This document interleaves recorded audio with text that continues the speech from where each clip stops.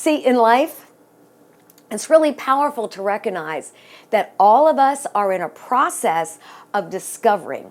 All of us are in a process of gaining knowledge and understanding. And so there are things I don't yet know about me. But I know more about me now than I did 5 years ago. I know more about me than I did 2 years ago. And so I'm on a journey and you're on a journey. And so all of us go through these processes in our life. And so we start out being an unconscious incompetent. That means we are dreaming, we have visions, we have aspirations, we have desires, we have hopes, we have expectations for our future, but we are not consciously aware that we are incompetent. So we are an unconscious incompetent. I could talk about my grandkids. They come and they say, "Ma'am, I want to do this, and I want to be this, and I want to accomplish this." And so we encourage them in their dreams, and we let them know that they can be anything that they want to be if they're willing to walk that out. But the fact is, they are an unconscious incompetent.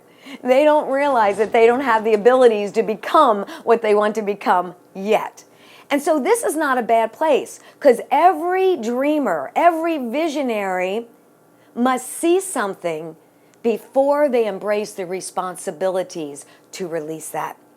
Because you don't know what you don't know. I stepped out to develop my company. I didn't know some things when I stepped out to do that. And in the process, I go to stage 2. So I start out as an unconscious incompetent. But then I go to step 2, to where I am consciously aware that I'm incompetent. Now, this is where the fear comes in, and this is where the stress comes in. You're going, "Oh my gosh, I had this dream," but guess what?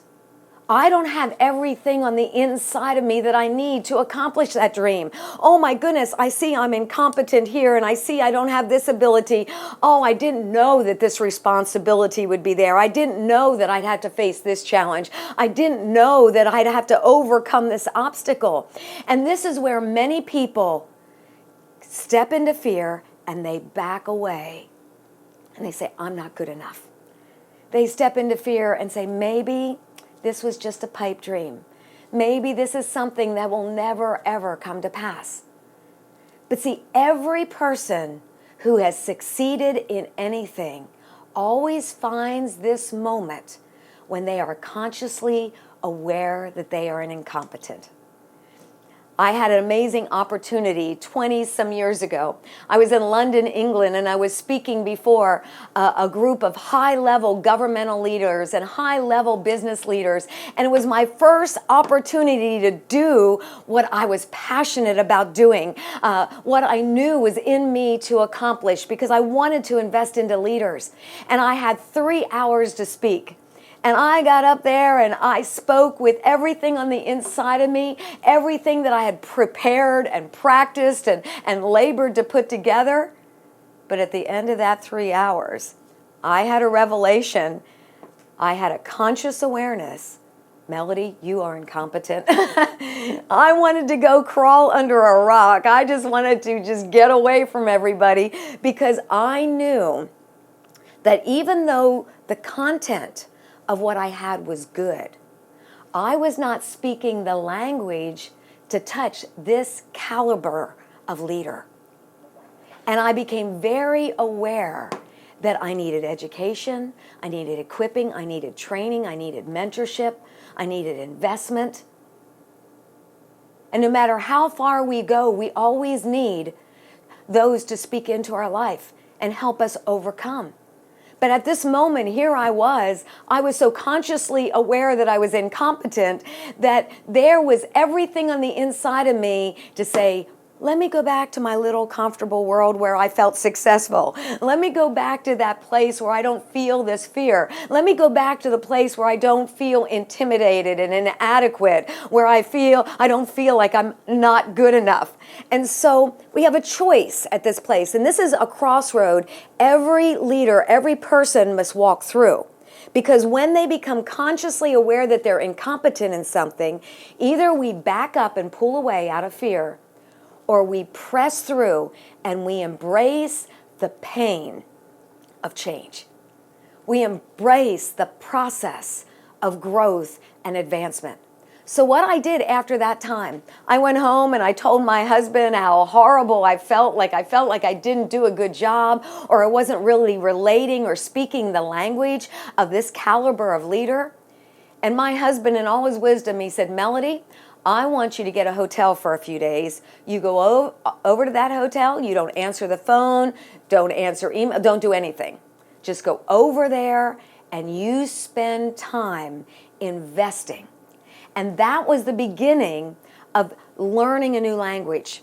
It was the beginning of positioning my mind and positioning my heart to begin to develop, and that's the third step, making conscious choices for my growth. So in that hotel room, those 4 days that I spent was a focused determination to start the journey of developing the competencies that I needed to fulfill that dreaming stage. So I went from the dreaming stage to the storming stage to now I'm in the forming stage. And I honestly spent 3 years. I spent 3 years reading books and learning a language that I was not speaking at that time. And what that time did is it began to bring me into discovery. I discovered, I grew, I advanced. Everything I imparted into me brought greater understanding, greater clarity. I would take a book someone wrote and I'd take a principle and then I would make it authentically me. And I would say, oh my gosh, when they said that, it exploded on the inside of me. That's my voice. That's my contribution. That's my gift. And I would package it in such a way that Melodye would speak it. And you're going to hear a lot of things today that have not originated from Melodye Hilton. But I am taking tailored protocols and the core value index. I'm taking the things that I've learned through behavioral science and I'm making them uniquely Melodye. I might not say everything the way they say them, but I'm taking principles and I'm taking knowledge and I'm taking understanding and it was a place of self-discovery for me, and I pray for you. But it's going to take that place of self-discovery and it's giving me a language to communicate something in a way that is authentically me. And that's what I wanted to do for you. So I'm going to come into understanding. I'm going to come into a place where I'm literally apprehending what I was designed to do, what I was destined to do. And that's really powerful because this process in itself matures me. You know what? It's not the challenges that I face that will cause me to fail. It's the challenge of not facing the price of maturity.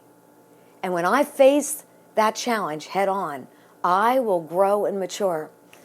You know, I might fail at a lot of things, but if I grow internally in the process, then when it's all said and done, I have developed competencies. I've developed abilities. I've developed my voice in a much greater measure. I've discovered more who I am.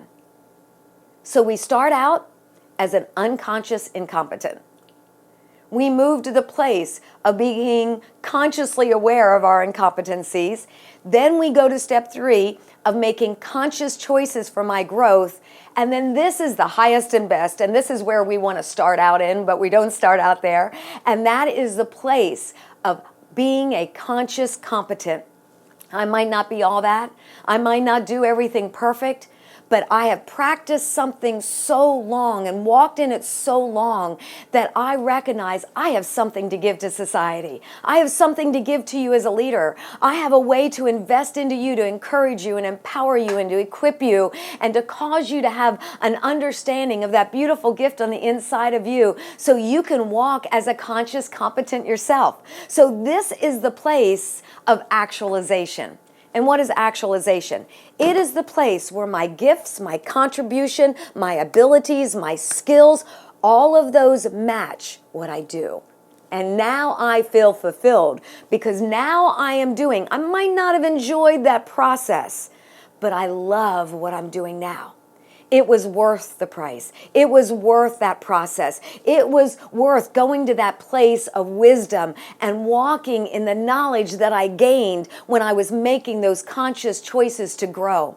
I believe in being a lifelong learner. I believe in standing on the shoulders of giants so I can become what I never dreamed I could become. Now, I would like to tell you we go through this once in our lifetime, but it's not true. The truth is we go over and over and over, go through this cycle repeatedly. Because guess what? When I become a conscious competent in an area, now new vision is stirred inside of me. New dreams, new opportunities, new potentials are stirred on the inside of me. And when I step out to fulfill that dream, I discover once again, there's competencies that I don't have. And so I have to pay the price to develop them so I can come to that place of actualization again. And it's a journey that we face throughout our life. So it's so important to know when this life process that happens to every human being, when this process is understood and not feared, then we position ourselves to enter into our highest levels of performance and satisfaction. And that's powerful because now instead of being afraid of it, now I embrace it.